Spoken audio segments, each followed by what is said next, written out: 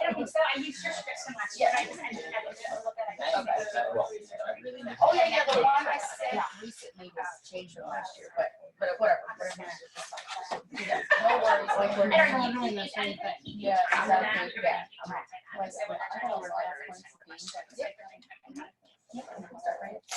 Well, actually, Ryan's advisor is in the elevator. Like she asked to pull you off a couple minutes. Yeah. No problem. No problem. We were like, yeah, just keep presenting. You can do somewhere else. Yeah. You know, I'm supposed to be here at 11:30. For you? 11:30.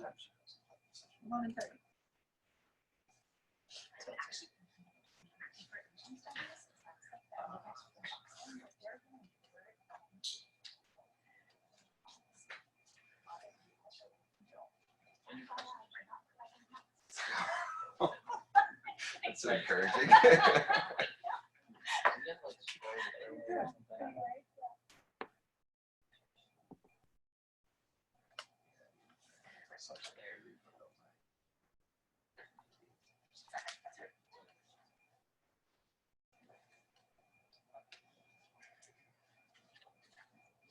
We're just waiting for Brian's advisor, who's walking down the hall right now. She asked us to hold off. Let's not clap when she walks in.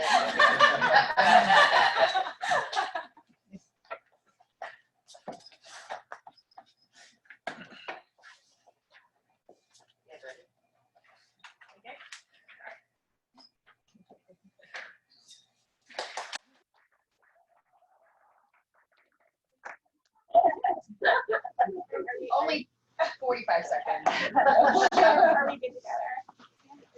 Okay, so, hello, I want to welcome all of you to our monthly Doctoral Student Colloquium Theories presentation.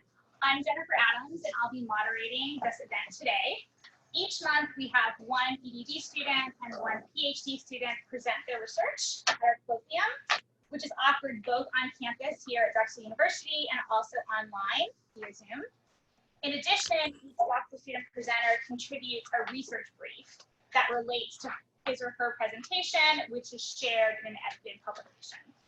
So I'm pleased to welcome all of our attendees that are here with us in person on campus and also online, as well as school education faculty, students, staff, and the university body at large, as well as other guests. In our format today, each one of our presenters will be provided about 20 minutes to share their research through a presentation, and then we'll move on to about a 5 or 10 minute question and answer period following each presentation. I'd like to ask you to save your questions to the end when we open the floor and have a mic for questions from the audience. And if you are online, you can actually raise your hand and let us know that you have a question, or you're also welcome to type a question that you might have into the chat window in Zoom. So our first presenter is a current PhD student, Brian McCommons. He is going to be presenting his work today that focuses on Uyghur refugees and higher education in the US, trauma and adaptation challenges. Brian is one of our second-year PhD students in leadership and policy here at the School of Education.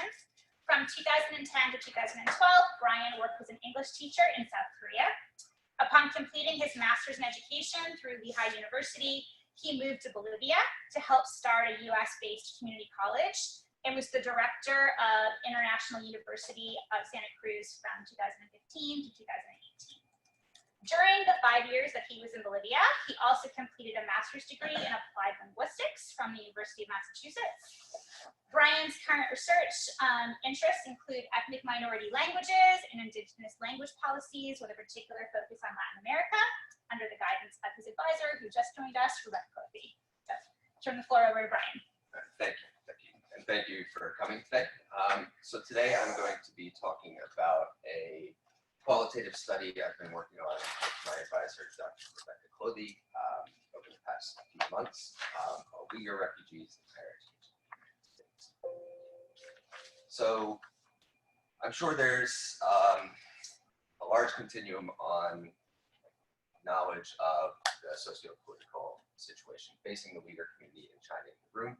So I'll give a brief background on a very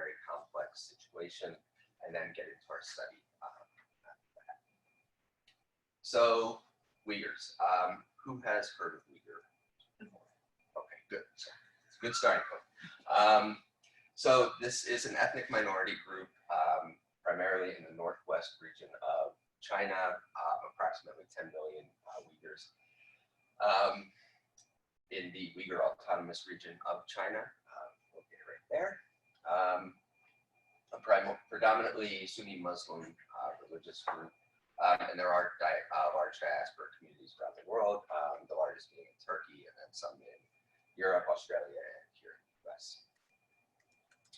So some historical context about the Uyghurs before I get into the current situation. In 1955, they were given the autonomous region of China shortly after the Chinese Civil War.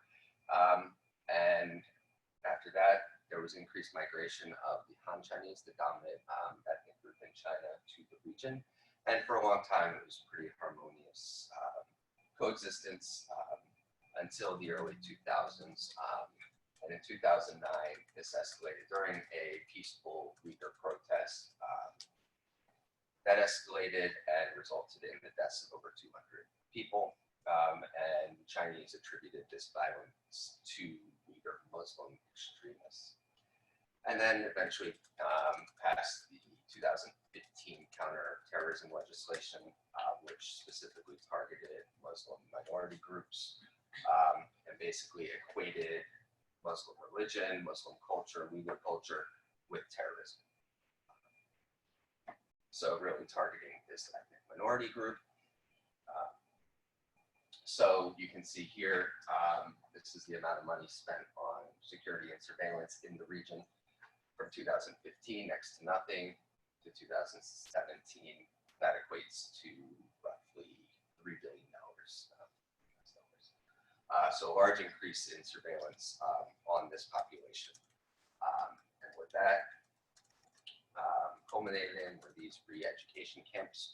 So a lot of Uyghurs being identified as terrorism, as terrorist threats, being forcefully detained in these both re-education camps, being taught Chinese language and Chinese culture.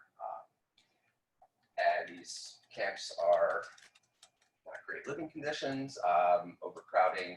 There's a lot of estimates. China's not disseminating any information on these, but estimates put the number of Uyghurs in these camps roughly around 1 million. But there's a large range, 500,000 to 3 million. There's no real tell. So like I said, China is not really disseminating information, but international news sources have begun to do this. So there's some pretty reputable sources here, BBC, New York Times, CNN, they're all recognizing this as a big problem, big issue in regards to human rights. So that is a very, very brief general description of a very, very complex problem facing Uyghur. And these communities, there's a ripple effect, and it's affecting all sorts of issues within their communities. And our study is going to focus on one small issue, which is students, Uyghur students who are here in the US studying in our higher education systems. So we are looking at Uyghur students who arrived to the US before 2017. This is before things really escalated in China. So they came as regular international students, but their situation changed dramatically in 2017 based on the incarceration of family members and their community members back home in China.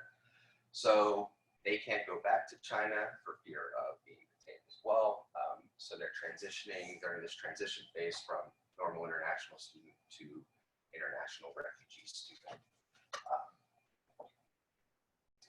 So we're looking at how that's affected their higher education system, and we want to look at the unique stressors facing this community and hope to identify challenges and solutions for how universities can help not just these Uyghur communities and refugee communities, but other international refugee students facing similar challenges, oppression, etc., and provide the universities with how to better support these groups. So, our research question. First, what stressors are Uyghur students facing in the US. These are both normal stressors and unique to their group. What steps are these students taking to navigate these stressors, and what could universities do to better help these students? Okay, so a little bit on the literature. So I want to talk about stressors associated with international students, and then talk about stressors associated with this type of refugee group. So first, with international students, we're drawing from Barry's model of acculturation, and he associates stressors with these are some, but not all, the stressors with international students. So culture shock, that's the adjustment to a new language, new food, new customs, new culture. I put time in there, perceptions of time, that was my biggest issue with living abroad. Financial limitations, for example, international students can't work outside the university. They're limited with financial support. And then, of course, immigration and visa issues. It's something as a domestic student, you don't have to deal with some of this, but I'm graduating in 3 months. Now I need to make sure I have a job, or my visa will expire and I have to go home. How do I navigate those things? So that's just international students. And then we're looking at stressors faced by events alienating refugees. So these are refugees who have fled their home country, specifically because of oppressive forces, as per refugee theory. So they fled their home country. They don't feel an attachment with their home country, with the government of their home country. So Uyghurs might feel an attachment to the Uyghur community in China, but they don't feel a sense of attachment to the national government of China. So some of these stressors include the diminished support system that goes along with that, being separated from your former community, and a lack of community in your new country, your host country. So these refugees typically seek out culture similar to their own, whether it's directly their own culture or something adjacent with that. And then social mental health challenges with refugees. There's often the issue of post-traumatic stress syndrome, depending on the circumstances in which they fled their country, and the mental health challenges. So these refugees typically often don't seek mental health care because of stigma associated with that. It's not part of their culture, or the perception that what could this person possibly understand about what I went through. So what does it boil down to? It boils down to this. These are some stressors. They result in a lack of concentration or depression, which leads to poor academic performance. That's a very basic view of what we're looking at and what we're looking at. So before we get into the weeds of, it's my methods, this is all that, I just want to reinforce this with a few quotes that have come out of our study. So they all basically reiterate the same thing, which is, I'm depressed because of what's happened back home, and I can't focus in school. So that's how this is really affecting their education experience. And then we'll look at those individual stressors one by one. What did we do? We conducted semi-structured interviews, Dr. Colloquium and I, 20 to 40 minutes each, either on Zoom, on the phone, or in person. These were recorded, and did my duties as a graduate student and transcribed them.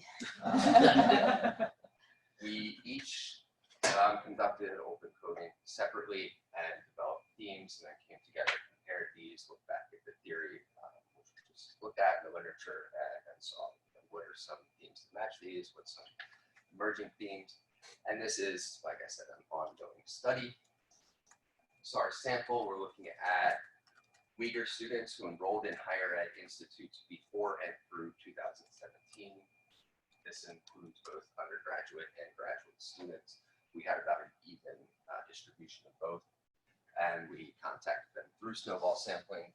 Dr. Colloquium these contacts. And the last question of our interview protocol was, do you have anyone else that would be interested in this?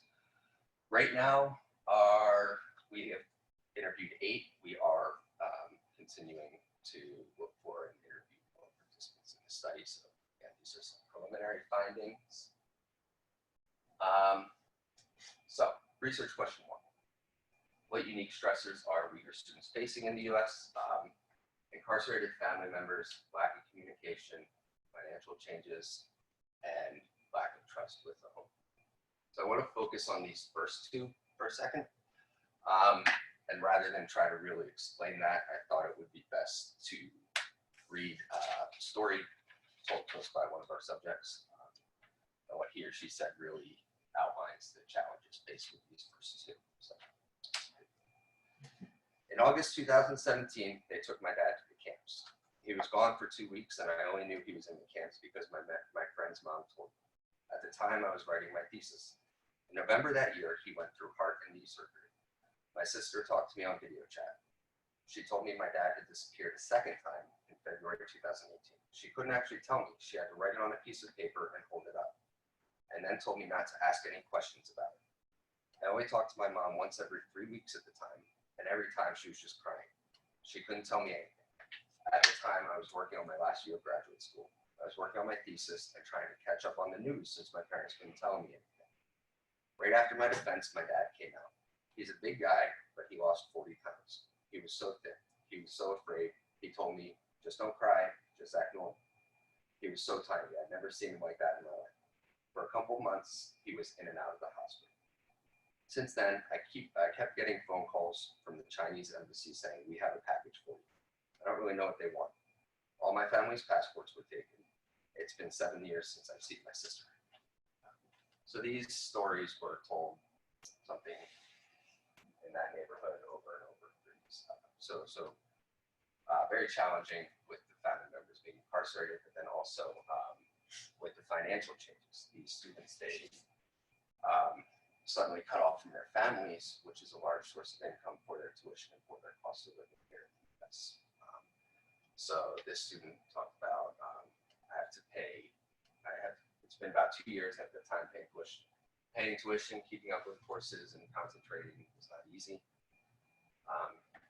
And then this was an interesting one. We found a lot of students had a lack of trust with their home community, and that included Uyghur students. So here in the US, they're not seeking out Chinese students or Uyghur students to build that community out of fear that they might be spies or other circumstances. But I believe this student actually even told us, the only time I make friends with other Uyghur students is if I'm introduced through a mutual friend. Research question 2, what steps are students taking to navigate? What are they doing for these? Financially, they go to international student services. It's been pretty hit or miss, depending. They've even told us it just depends who you talk to that day. Some moving off campus and some taking accelerated course sequences to complete their studies early to reduce the cost of living and get into the workforce. Community building. So like I said, they're not typically building community with the Han-Chinese or the Uyghur students, but they are looking elsewhere, including Muslim Student Association, intramural sports, student organizations, and the like. So this student talks about how he participated in Muslim student events and studied more Islam to kind of build the community through religion and not specifically with the Uyghur community. In addition, mental health support, that was interesting in that when we were interviewing the students, we didn't ask them directly, have you sought out mental health care? But they all kind of said, I know that's one of the things, but A, I don't know where to look for it, or B, how could they possibly help me? Or, of course, the cultural stigma. One student even said, Uyghurs don't go to counseling. And then education. Students have talked about seeking courses to further understand the situation. Multiple students have told us that I didn't know fascism was a class that you could take, but multiple students are taking fascism classes. this student talks about, I went to fascism class, I took all these resources to show the professor, and he didn't believe that it was actually fascism. So that was very frustrating for the student, of course, that his political science professor was not knowledgeable of this situation. And finally, research question 3. What do you think the university can do to help you? First, raise awareness among faculty and student body, foster an inclusive environment, and then, of course, we all win scholarships. I think all of us agree with that. Providing Uyghur scholarships, and we'll get our recommendations in regards to these in just a moment. So this is another case of someone not being knowledgeable of the situation. So they talked about how, I go to the advisors and have to explain the situation, and I keep having to explain it over and over to international student services, faculty, advisors, and they're just getting kind of tired of that. So some of the themes that have arisen that align with the theories and the literature are the standard acculturation challenges that go with the new language, the new culture, the new food. They all talk about that being challenging for them. And then definitely aligning in the literature with regard to mental health care. Several students told us, which the literature says, is that there's a lack of trust that the healthcare provider will understand their situation. And there's a cultural stigma around it, or a lack of awareness. I don't know where on campus to go for that, or I don't know if they offer it. And then the financial changes, the sudden financial changes associated with international students and receiving money, and refugees in addition, and receiving money back and forth from back home. So these all align with some of the literature, but in addition, we found some that are kind of emerging. So one big one is that students are isolating themselves from their former compatriots. So these are students, when they're coming to a new country, a new host country, typically you would see them seeking out other students with similar cultural backgrounds, but these students are actually withdrawing from those social groups and building their communities elsewhere. So everyone's contrary, they're hiding their identity. Some of the students told us, I don't tell anyone I'm Uyghur, I tell them I'm Turkish, I tell them I'm from Kazakhstan, or I just tell them I'm from the US. As a result, so they're using these communities, the sports teams, the Muslim Student Association, the student life associations, to relieve that stress and depression. And then academic support systems. Students are seeking courses to learn more about the situation, but they find the faculty or student advisors unaware or unwilling to accept and help or support these students. So very frustrating to have to go and explain over and over. This is what's happening in my community. Some students have even said I've taken news articles with me to student services to explain that I have been frustrated with the lack of support they've been receiving. So some realistic recommendations. Again, these are preliminary findings. We're still ongoing with this. But first, promote global current event knowledge on campus with both the students, faculty, and advisors. So really making sure that the specifically international student advisors, but faculty and students in general, being aware of major socio-political events in the world and how that might affect their student populations would be really helpful for these students. So like I said, they don't like talking about it. It's hard enough getting them to talk to us.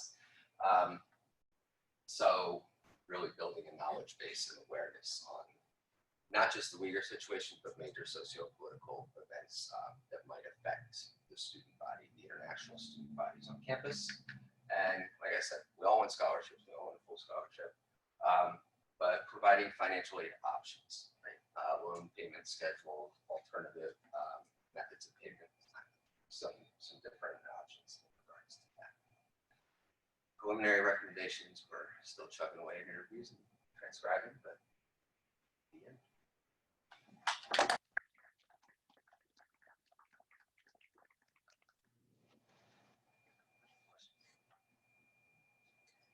How many different universities do these students come from?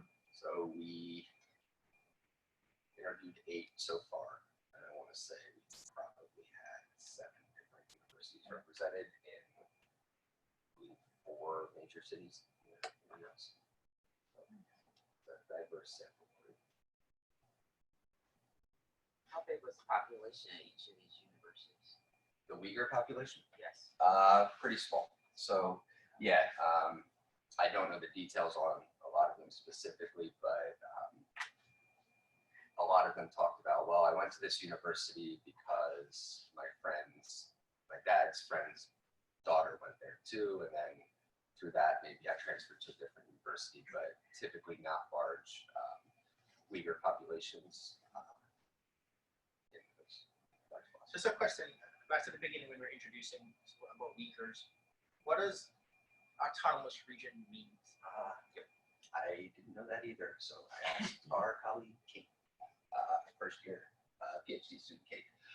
So what she explained to me, there's 5, I believe, in China, 5, 6.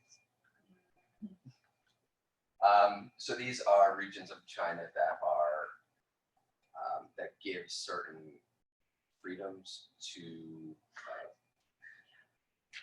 the minority populations in China. So Tibet is an autonomous region too, China. So still under the control of the government, but they have more of a decentralized local government to give leadership positions to those minority groups. In China, the minority regions are usually called autonomous. I don't know how autonomous they are. They run themselves? No, they don't, but on paper they do. Same thing that is happening in Spain.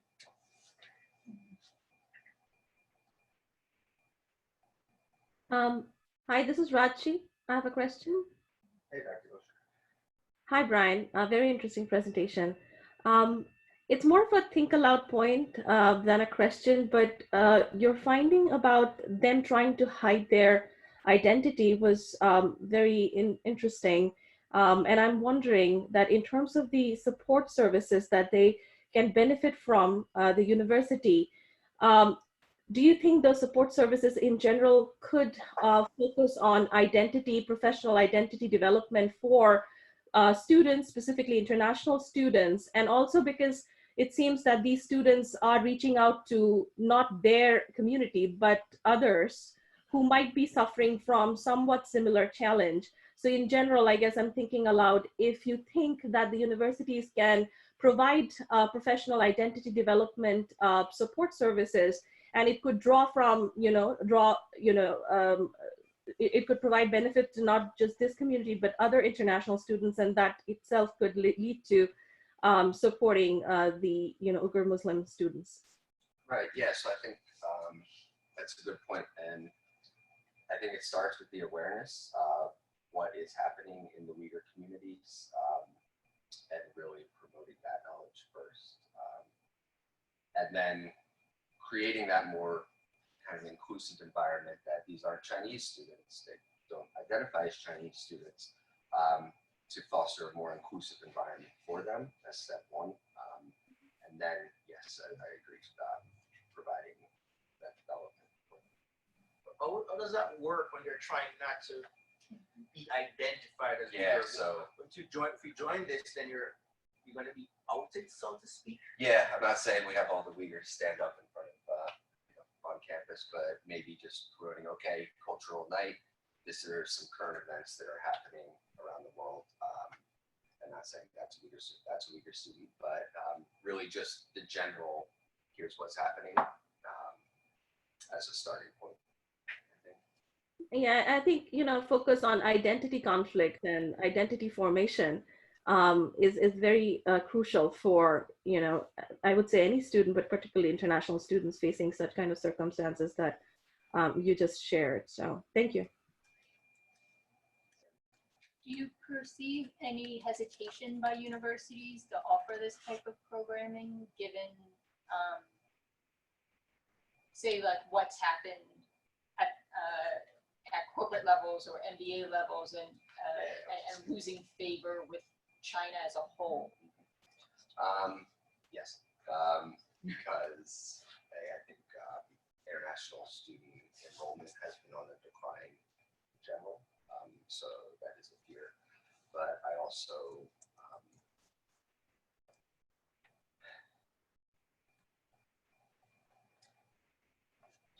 I think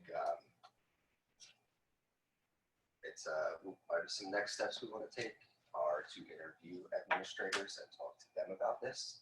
So like I said, these are preliminary findings, and we're hoping to really go into depth further down the road and interview those student services offices and ask them questions maybe like that, broach that subject a little bit. Yeah, I have a question and then just a comment. So one of my questions would be, like, do you think that the recommendations that you're making for Uyghurs are different than what you would make for like the refugee community like at large? So just trying to get some more conceptual clarity related back to refugee theory and then where you're building for everybody and like what is Uyghur specific. So if you can address that. Yeah, so we are really trying to take this beyond just Uyghur specific and look at refugee communities who have entered under normal circumstances and then become refugees or experience some sort of trauma who express these specific stressors. This is not, in the end, specific to Uyghur communities. I don't have an example of another one, so focus on this. But I think that's why, we're looking at global current event knowledge, not just Uyghur events. So really promoting this is what's happening. Because if you go to the student affairs office as a Syrian refugee, they're going to know. And they're going to be more willing, my thoughts, but they'd be more willing to help you in that case. Or more knowledgeable, you don't have to explain the whole situation versus having a Uyghur student or another refugee population having to go and do that. So really keeping up on this knowledge would help broader communities, not just specific Uyghur communities. Yeah. And my other comment was just a suggestion for you to look perhaps at the cumulative adversity literature, which we look at sometimes like in development with poverty, where part of it's looking at this idea that many of these students are facing several different types of adversities like at once, right? And that the effect of these may not just be additive, they might be actually interactive. And then what are the sort of institutional level buffers to those types of, that type of stress? Yes. Just to go back to the question that Jen asked and Rachi was referring to. So I think there's something that to me that seems very specific to China and to the Uyghur refugees here, and that's the security and the surveillance, which I think is different from other refugees in terms because of the money that China is putting behind it. And one of the primary reasons they're trying to hide identity is because of that same reason, spying and that so forth. So to the two questions, it seems like that to me is a major hurdle, right, for the identity based of in university settings. It also seems like the security and surveillance is also a major hurdle to the broader experience of refugees elsewhere, just because those refugees are trying to escape something, but the home country is not as rich as China with the kind of surveillance that China has, so it's different for them. So how would you just comment on that? What are your thoughts about that in terms of that unique situation? To me seems like a major hurdle. Well, I think you're right. That unique situation has led to stressors that could be related. So it's not just I'm stressed because my parents are in jail, but I'm stressed because my parents are in jail and my resources have been taken from me.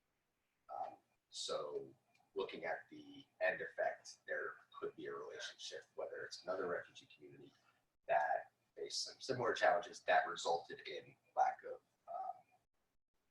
support or incoming resources, for example. So not specifically my dad's incarcerated, but okay, this has led to this financial stressor, and that's why we really kind of tried to break down all the stressors into different categories rather than make a general stressor that family incarcerated, lack of support, lack of contact. But theoretically, because you're trying to generalizes. Each is a generalization. Because of that, is that even possible? I'll answer that if that's okay. My view, Brian, is that yes, they are hiding their identity, which is why something Brian didn't emphasize but was in the presentation, why they're seeking alternative communities instead of their own. We see other international students, for example, the Chinese student population often, they find lots of other Chinese students and they have a community. And Chinese students are the #1 international student population at every university. This case is different because even, for example, Philadelphia as a case, there are Uyghur students in Drexel, not very many, but there are more in other universities in Philadelphia. So you find them at Penn, you find them at Temple. They could be a community if they trusted each other. But because they don't, they find other communities, which, for example, is the mosques, the Muslim Student Association, athletics was something Brian didn't talk much about. So that's definitely a piece of it. It's a very valid question. And we can emphasize that more. I'm going to have to cut off our discussion here because we're going to move on to our next great presentation. But Brian, thank you. And this was a really stimulating discussion. So I want to call up our other presenter today. So our next presenter is Anthony Batts. He is presenting his work, which comes from a mixed method study exploring non-academic factors that impact literacy development for minority students enrolled in advanced placement courses in an urban high school. Anthony is a current EDD student near the end of his marathon. He is a 10th grade educator at Winston Churchill High School in Potomac, Maryland. He loves education and literature despite struggling with reading habits as a youth. He received his Bachelor's of Arts in English Language and Literature and his Master's of Education in Secondary Education from the University of Maryland. He, in addition to teaching high school level courses such as Advanced Placement English Literature and British Literature, he has also worked as an adjunct professor teaching Intro to College Writing and the Elements of Argument at Bowie State University and Montgomery College, Rockville campus. Anthony intends to use his education credentials and his research findings here to continue the path of education success for the next generation through the impact and influence of having strong foundations in literacy. So welcome to Anthony. Outstanding. So first and foremost, I want to thank my supervisor, Professor Dr. Joyce Pittman, for working with me throughout this process. So today I'll be presenting a mixed method study exploring non-academic factors that impact literacy development for minority students enrolled in advanced placement classes in an urban high school. So when we think about that title, we think about the ever-present achievement gap that plagues our society. We see that oftentimes minority students may not receive the credit in which they are performing at higher levels. So the research is embedded in my own personal experiences where I was a struggling reader in high school, attending the University of Maryland. I seen those deficiencies. Later on in life, when I became an English teacher, teaching advanced placement courses, I started to notice a disparity amongst my students in school. So some of my students would be high performing in advanced placement classes. Down the hall, I would have 12th grade students who could not read and write. So it sparked my interest. Where did this disparity originate, and how can we combat this disparity in our urban schools? So the problem in this study explores the lack of knowledge about the role of non-academic factors of literacy development that contribute to the success of minority students in advanced placement courses. So as adults, some of the non-academic activities that we conduct are leisure reading, having conversations with our friends, right? However, what are these non-academic activities in which our students are conducting so their literacy levels then grows?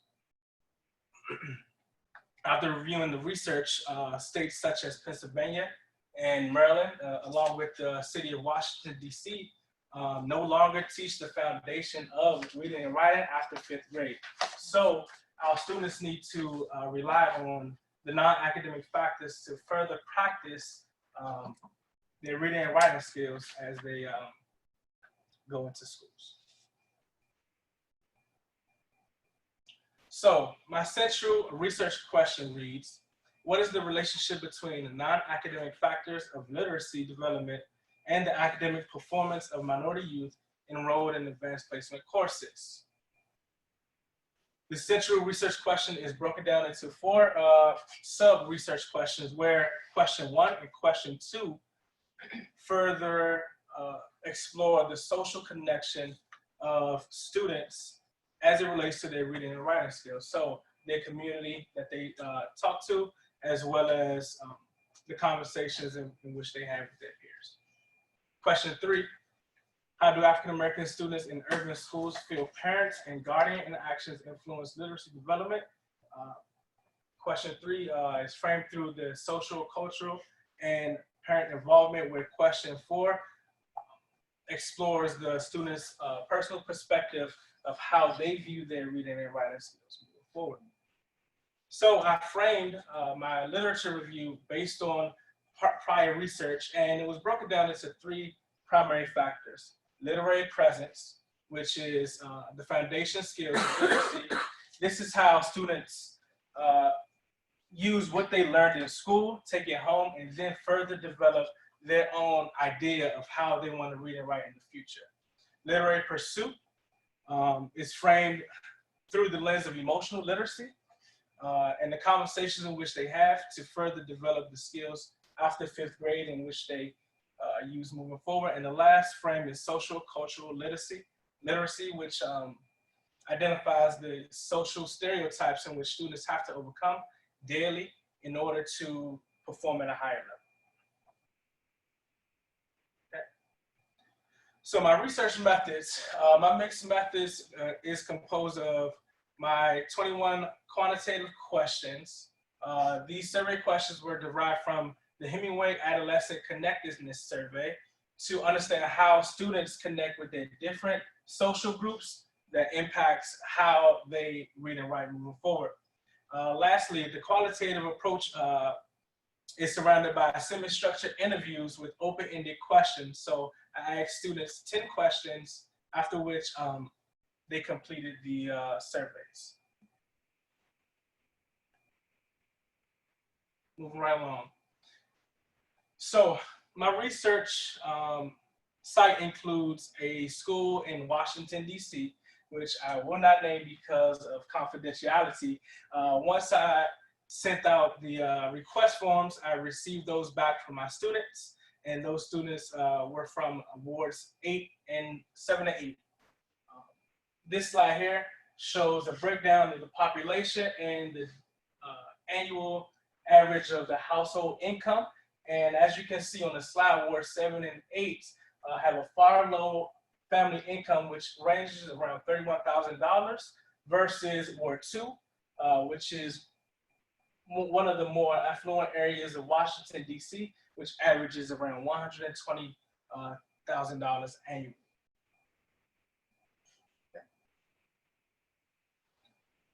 So on this slide, what you'll see is a breakdown of the demographic of all of the high schools located in Ward 7 and Ward 8. As you can see, there's a range of 97% African-American students who attend this school, whereas 73% of these students are economically disadvantaged. This slide presents chilling data, which expresses that students have to overcome strategies or overcome these hurdles prior to getting to school, then focus on their education practices in order to become high achievers. So my study was broken down into 2 major parts. So phase 1 was the quantitative data approach. After I went through the IRB process, I created my participation letters, sent those out to 80 students, and I generated that using the email addresses from the students, where 30 names were selected utilizing a random number generator app. Once those 30 names were selected, I did email each and every student in my sample set a copy of the survey. For the interviews, Each student within the sample set received an invitation letter for the one-on-one interviews. However, quarter sampling was created to ensure that I received an even amount of 5 male and 5 female students for my interviews.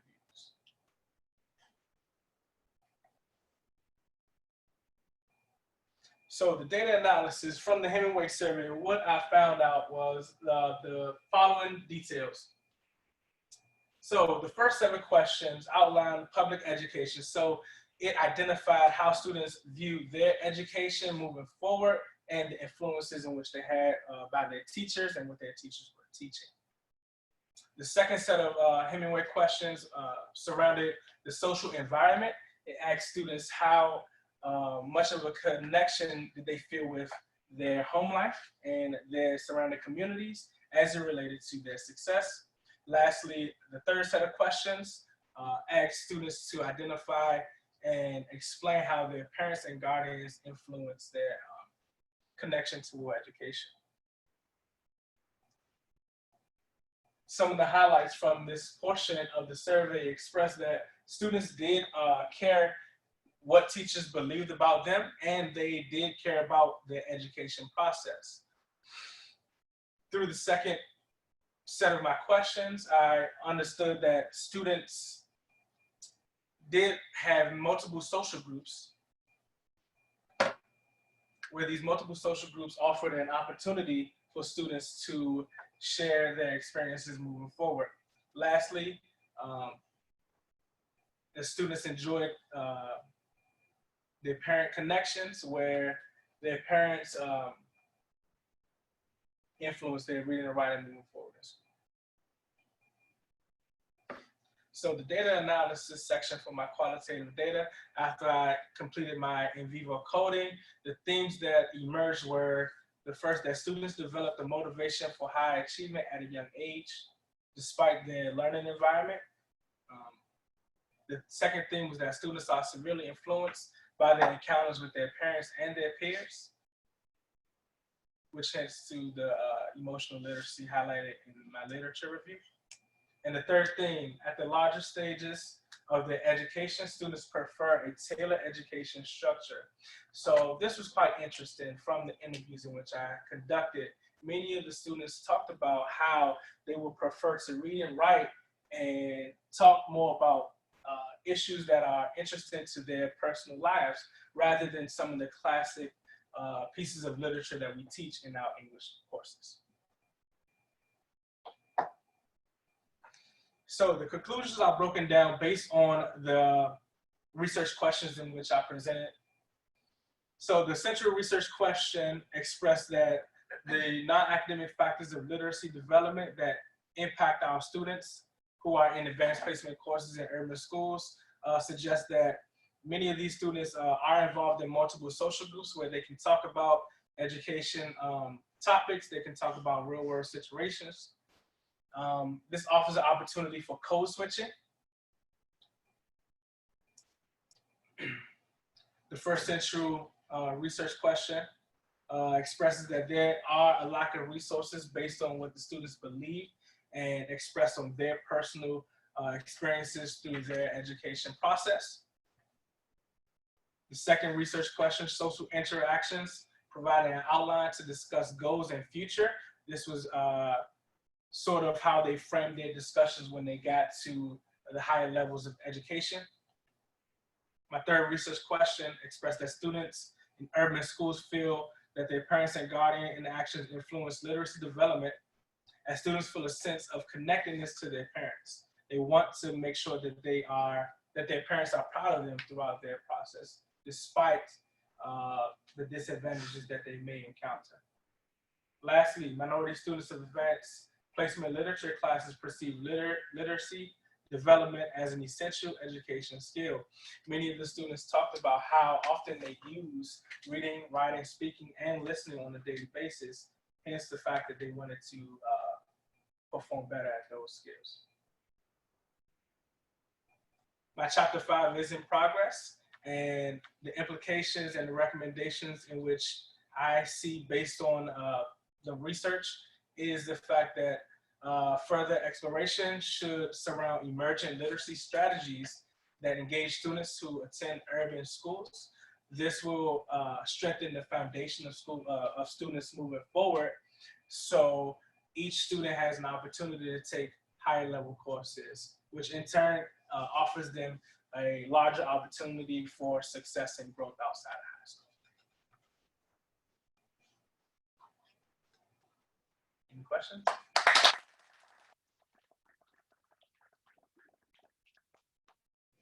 Yes. Really enjoyed your presentation. I have a quick question. So a part of your conclusion says that parental interaction was very important for these students, right? I wonder what types of interactions the parents were having with the students that made the difference in student literature, even the formal setting. Absolutely. I can recall one of my interviews, a student talked about how he would ride bikes with his older brother to the library. And instead of having video games and watching TV on Saturdays, that's what he did. And his parents actually encouraged him to do that. So that could be one interaction. Yes. So in DC, in the schools where these students attend, do the students pay for the AP test, or does the school district pay for it? So the school district pays for the advanced placement exams. A lot of the students in Ward 7 and 8 where have experience teaching also have at least 2 SATs in which they are paid for. Okay, great. And so do you have any data about if these students apply to college then, and also what their mean AP scores are for that for those courses then? I agree. I think that is some research that should be conducted, especially during the longitudinal study, where we can see the results of the AP exams and how well they perform in some of the entry-level English language courses. So this survey went out just to students who were in the AP courses, or to students who were not, like, was there a mix of students who took your survey? No, the students who did take the survey were enrolled in at least one advanced placement course of English language lit, English the language composition course, or dual enrollment English course. Okay. And then, like, random follow-up question is, do they self-select to take the AP class, or do their teachers recommend them? The students, or do their teachers say you can take this? That, I guess, is a better way to put it. that's not a question that I asked the students. Okay. But based on my experiences, the students have the autonomy to sign up for those courses on their own. So I'm going in the back first and I come to you. Sorry. Sorry. Since you did your research in Ward 7, I think you said 7 and 8. Yes. Did you do any research about the academic level of the parents and the guardians of these students? And did that impact their level of achievement that you were trying to? That's an interesting question. I didn't ask specifically about that, but many of the students did talk about how their parents did graduate from college, how some of them did have some college, but the most important item was that the parents actually supported their education goals. Every student that I interviewed did want to attend a four-year university. Yeah, so for future steps, do you plan on using this information to support the students not in the AP courses, and if so, how then? Okay, that's a great question, because the gist of this study is to understand how we can bridge that disparity in one school. So I want to use this this research to sort of create a curriculum where the foundation of English language and lit further spans from 5th grade on. Because in high school, we rely on these strategies for students to access different content, right? Students can't access this content if they don't have the foundation. So I think there needs to be a focus on strengthening these skills, sort of like a practice outside of school, because on average, students are spending 16 hours outside of school, 8 hours in school. That's almost double the time out of school in 1 week. So, yes.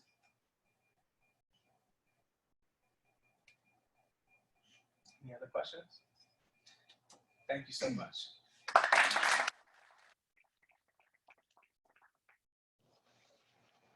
So I guess we just want to wrap up the colloquium for today and thank our presenters. Thanks so much, Anthony, and thanks to Brian. And then remind all of you that we'll be having another colloquium next month. I believe it's on April 3rd. Same time, same place. And thanks so much to our presenters and to the audience for the great questions and engaging conversation.